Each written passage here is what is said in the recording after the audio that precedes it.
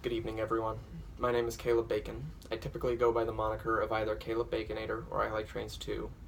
However, tonight I come to you sincere and honest as no one other than Caleb Bacon, because something incredibly tragic has happened.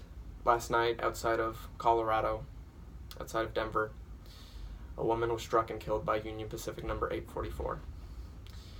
This incident will no doubt will never be forgotten, and my thoughts and prayers and love go out to the members of the crew, the family of the victim, and the passengers on board who, each and every one of those people listed above, I know will suffer and will be hurt and will most likely never forget this event. Now, the story is still developing, and I'm coming to you because I have opinions that I want to share, and perhaps I might do a follow-up as things develop. But as we know now, a woman was struck and killed, and rumor has it that footage was uploaded, and in said footage, allegedly what happened is the woman was attempting to get a video, but she got too close and was accidentally struck by the locomotive. I have not seen the video, nor will I ever, because that is incredibly disrespectful, but I will trust the second-hand accounts. Many people are rumoring that it was a suicide. However, that is unlikely from the details I have received. So, just bear with me. Now, I find this incredibly tragic for many, many reasons. The first reason is that I as a person believe that no human deserves to die prematurely because we all have something interesting to offer to this earth, and we all have our own unique opinions and personalities that make this world a little brighter, and each time someone is unfairly taken from this earth too early, it is incredibly tragic, and I will not stand for it. I will not stand for war. I will not stand for murder. I will stand for none of it, because no early death is just to me. Now, anyway, with my opinions out of the way, I also find this very tragic for more reasons. One of those reasons that really made me want to make this video was that this has brought light onto the railfan community. It has shown that many of us are not willing to sit in front of our cameras and put on a nice shirt and talk in a sincere and calming attitude and a respectful one. Many of us are going out there with hat and sunglasses and blaming the woman. And that is vile. I am upset that I have to share the spotlight with people like that. That there are people out there who genuinely believe that this woman was at fault. Now, in the most basic of terms, no. It is almost never. I cannot think of a logical, plausible situation in which a crew of a locomotive is at fault for a death. I mean, perhaps if someone is visibly on the tracks in front of them and they start the locomotive. Because it is well known, I'm sure you and I have both heard of Operation Lifesaver. We know to look, listen, live. But we need to remember that some people do not understand how incredibly dangerous these locomotives are. They are speeding bullets.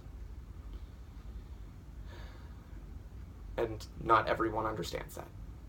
There are going to be instances in which people are injured and killed, and we should never once blame them. We should never blame the crews. When something like this happens, it is an accident. No one is truly at fault. Not the woman, not the crews, not the locomotive. And that brings me to another thing I'd like to talk about.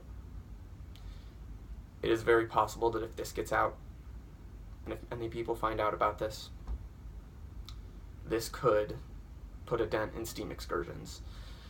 A lot of railroad companies are already grasping at straws, trying to find reasons to not allow steam excursions on their railways.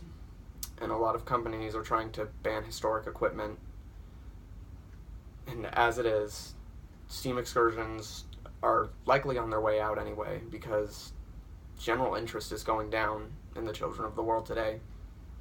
And that is just a fact of life. It's something that we have to put up with. However, this incident has brought light, and many people who do not understand that this was truly no one's fault are going to go after many things. As it is now, from what I've heard, 844 has been sidelined and is in a yard in Denver. And I find that very upsetting that the locomotive is suffering because of this. Because again, it is no one's fault. Something that genuinely worries me deep down, though, is that there will be a vendetta against number 844, and I feel like that is completely unjust. Because in many instances, when an animal causes a human to die, the animal is put down. And though it is unlikely, if it does get out, 844 could suffer the consequences.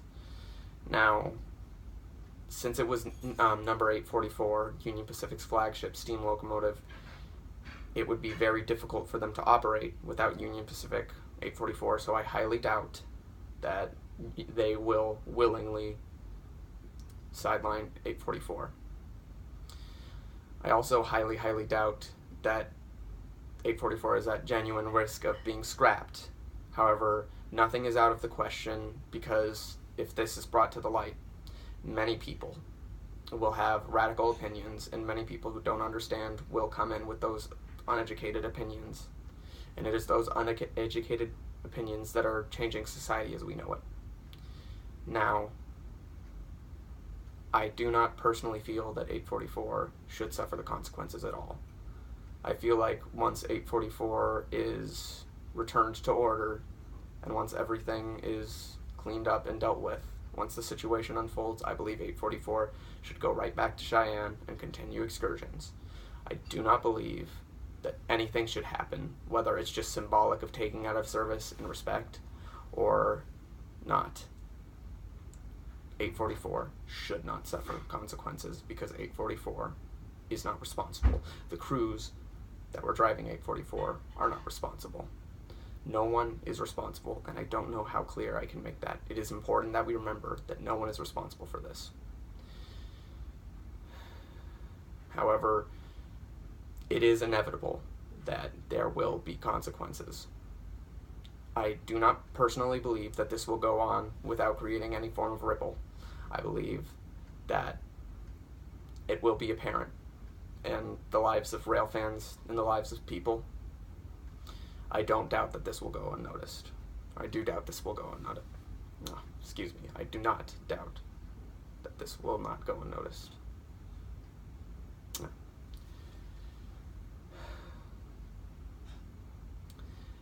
And one of those reasons is that this will, I firmly believe that it will slow down work in the Union Pacific steam shops.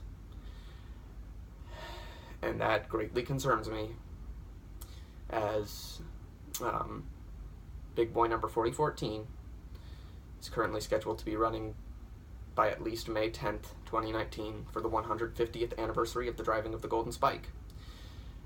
And I believe that this will affect the progress done on number 4014.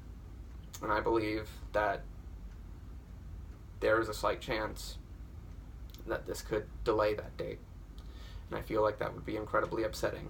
However, I feel like missing that event is not even nearly as important as the importance of the mental health of the people who work for the Union Pacific Steam Team. I find it immoral that some people believe that the Union Pacific Steam Team should suffer this event and have to continue working.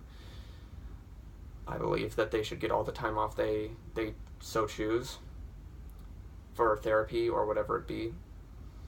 And I sincerely hope that all of the crews will not suffer any form of post-traumatic stress disorder because of this. Because I know what it's like when something awful happens and you're grasping at straws to try and blame yourself. They might be thinking, what if we left just a little later? What if we'd been going just a little slower? And I know that the crew will inevitably suffer those thoughts. And I believe that we should all find it in our hearts to forgive them if number 4014 does not reach the date in which it is supposed to be completed. Because I, as a person, am very, very enthusiastic about Old West railroading. And ever since 5th grade, I've been in love with the story of the Transcontinental Railroad. It's very near and dear to me. However, if it cannot meet the deadline, I completely understand.